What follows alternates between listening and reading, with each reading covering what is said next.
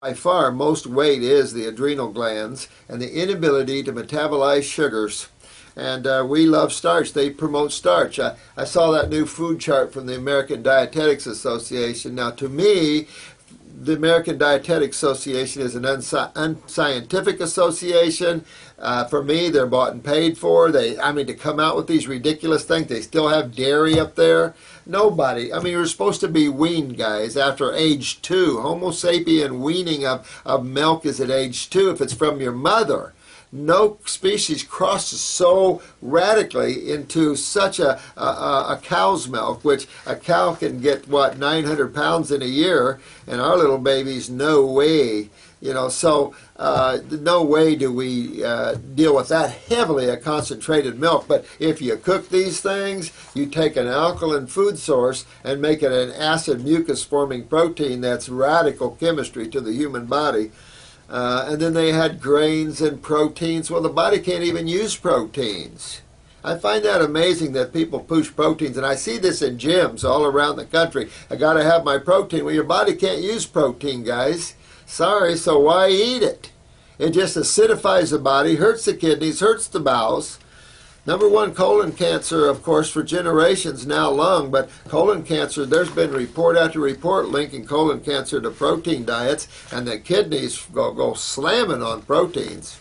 So get away from all proteins, nuts included. This man has a fetish with proteins, and it's a wrong fetish. That doesn't serve. Your strongest animals on the planet do not eat protein. Your herbivores and your primates, they do not eat protein. When they do, they get aggressive, mean, and you don't want to be close to them.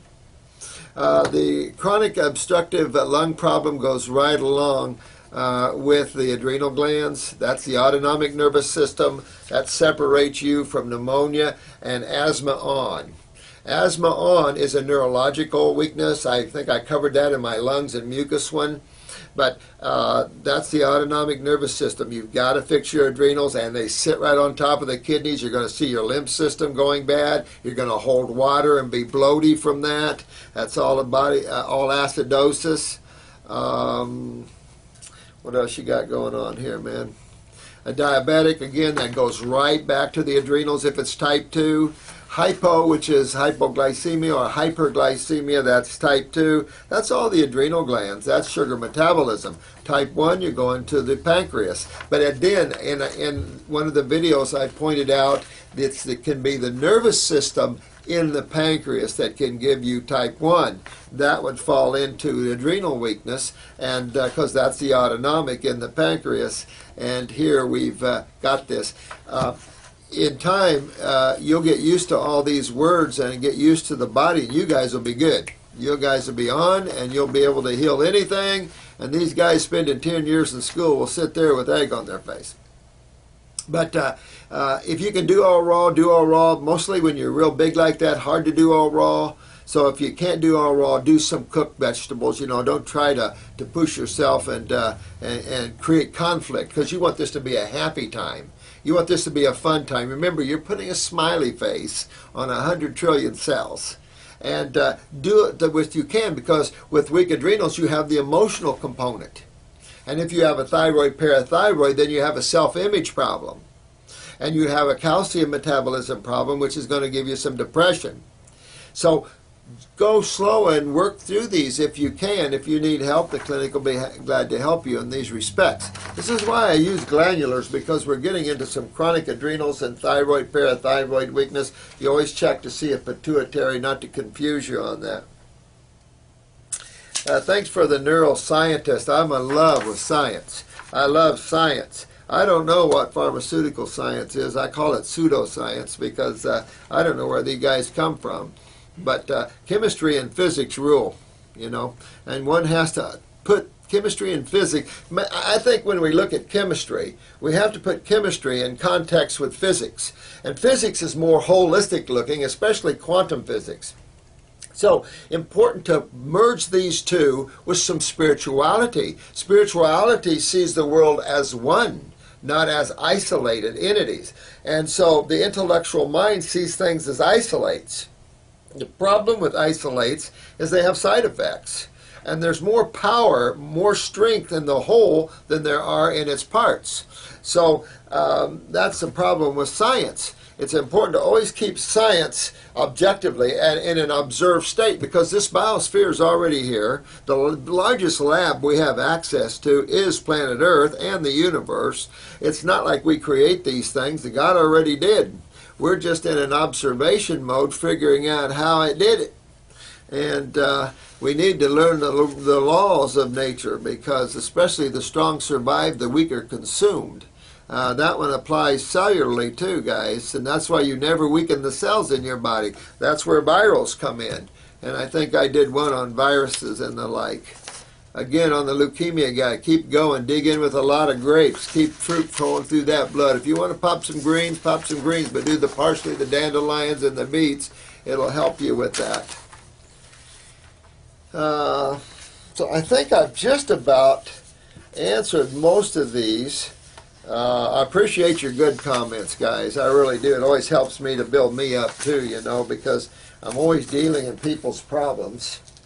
And after a while it gets to you, because if you sit in my chair and what you see, what some of these medical doctors do to people, it's revolting.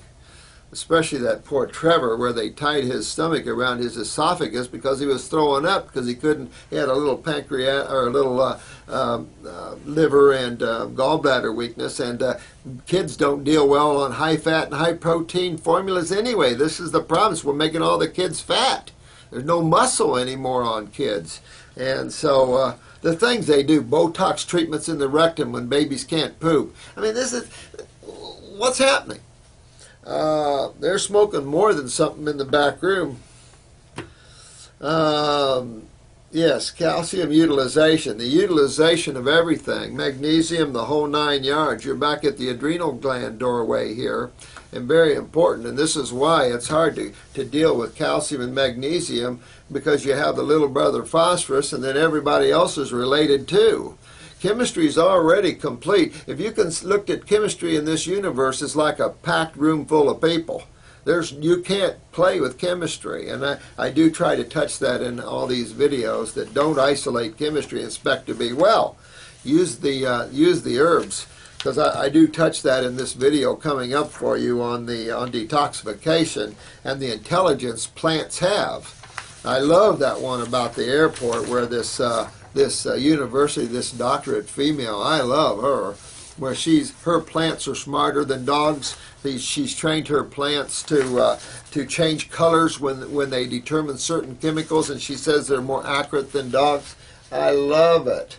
I'm a plant lover. Being a hermit for a long time, you get to loving plants, and so I have gardens all around where I live, because I love to be enmeshed in beauty and flowers. We need to plant flowers everywhere. Someone told me about, they're on Synthroid. This is when you use a glandular. When you take a hormone like Synthroid, which is synthetic T4, or people are on Armour. Dr. Jensen even put himself on Armour and his wife. And when he first came to me with his wife, it's like, guys, you can't be on Armour. It's making your thyroids weaker. And that was famous Dr. Jensen. But, you know, sometimes we get trapped in things, you know. But Synthroid, you've got to use a glandular, which is a desiccated thyroid gland. Think a stem cell type of thinking. This enhances the whole thyroid gland, and therefore it'll make its own T4. The other thing is you want to check to see if it's